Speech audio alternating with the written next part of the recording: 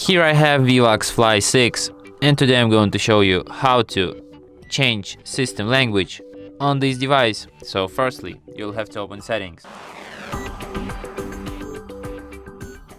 Then you'll have to enter system section.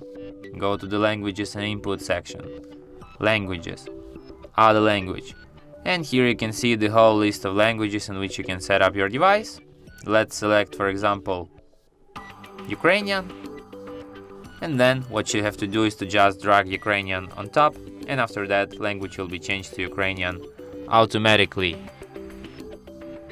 So if you want to change it back to English, just go to the налаштування, then to the Система, Мова та ведення, Мови, and drag English back on top. And that's how it's done. And that's it. Thanks for watching. If you find this tutorial useful, don't forget to hit that like button and subscribe to our channel.